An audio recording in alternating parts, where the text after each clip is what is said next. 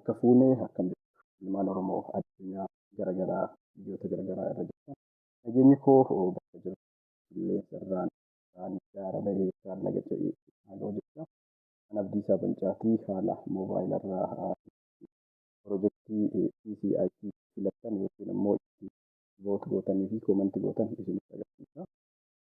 Piroojeektiin kun akkuma isin dura haasa'aa turre yookiin immoo filachaa turre namoonni hedduu hirmaachaa turaniiru. Piroojeektii yeroo ammaa sadarkaa idil addunyaatti dorgomaa jirudha. Piroojeektii kana marsaa duraa darbee yeroo ammaa filannoo uummataatiif dhiyaateera waan ta'eef uummanni keenya biyyoota garaagaraa irraa ilmaan Oromoo adda durummaa fudhattanii beeksisa kana hojjechaa jirtan asumaan isin galateeffachuu barbaada. Isaan immoo warri dhiphattanii filannoo koomentii yookiin immoo yaadaa fi filannoodhaan dubara dhaabbachaa jirtan illee galatoomaa isiniin jechaati. Mee amma akkamiin piroojeektii kana filachuu akka dandeenyu moobaayila irraa isinitti agarsiisa.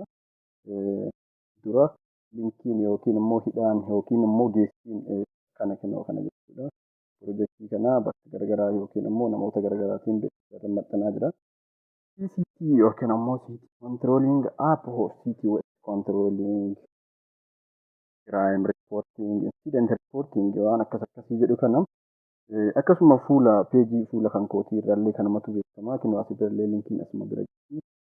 Asiin immoo kinoo asumaan ni mul'ata suuraa moobaayilaa ancinaa dhaabbadhu kana wajjin isa banneeti isa banuu qabnaa jechuudha. Jalqaba yoo filannu isa tuquu qabna linkii kana. Linkii kana yoo tuqnu akkanatti nu bana moobaayila jechuudha. Akka amma agarsiisaa jiru kanatti linkii inni agarsiisu kanaan haala kanaan dhufeera jechuudha. Fuulli kun banamee jira. Fuula baname kana as biratti haala kanaan waa'een piroojeektii kanaa banamaa yeroo ammaa namni 3,856 filatee jira. Waa uummanni keenya ulfaadhaa dhugaa rabbi baay'ee gaariidhaan deemaa jirra. Haala gaarii keessa jira piroojeektii jechuudha. Piroojeektiin kun guyyaa 6ffaa har'a fixeeree guyyaa 6ffaa isaaree eegalaara. Piroojeektiin tokko tokko immoo hanga filannoo eegale tureera.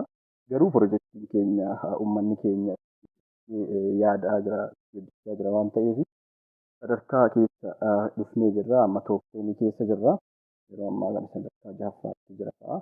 Yoo fuulli kun nu banamu barreeffama waa'ee piroojeektii kanaa namni baruu barbaade asirraa eegalee dubbisuu danda'a.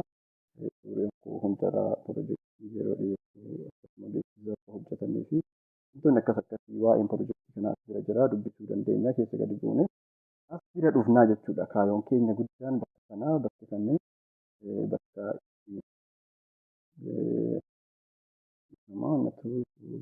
intaani tuqe bakka kana bakka barbaadu. Bakka kana vootiin tuni kan as jiratti filannoo as jira waan ta'eef bakka kana dhufneeti barreeffama suuraa irratti barraa'ee gubbaarraan jiru kan barreeffamni suuraa irratti barraa'ee gubbaarra jiru kun akkuma jirutti barraa'uu qaba waan ta'eef isa barreessinaa jechuudha. Harkar ween qubee gurguddaa qofaan waan ta'eef gurguddaa qofaan barraa'a jechuudha. Ween jennee lama waan ta'eef irraa siqnaa jechuudha. Gurguddaan barraa'eera kun xixiqqaa fi guddaa qabaa jechuudha. Kanaafuu qubee jalqabaa guddaa goonee qubee isaanii waalbaa jedhu barreessinee vootii keenya tuqnaa jechuudha. Vootiin xumurameera jechuudha. Successfully vote jedheera. Asumaan gadi dhufnee koomentii keenya barreessina jechuudha. Koomentiin keenya as biratti iimeelii keenya galchina.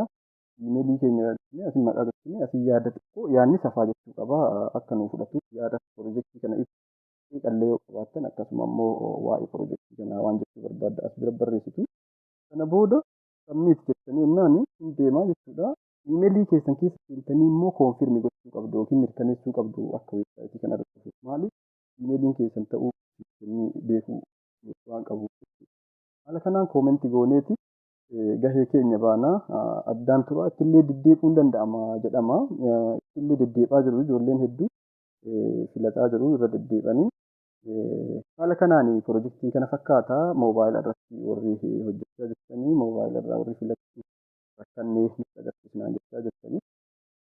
Ani Abdiisaa Bancaatii gaggeessaa Oromoo ICT hedduun keessan na beektu bakka jettanii jaalalaaf kabajaa isinii hawwaa isin jaaladhaa galatoomaa Oromoo koo jabaadhaa jabaannee harka wal qabannee laga ceenaa kanaaf galatoomaa jaaladhaa.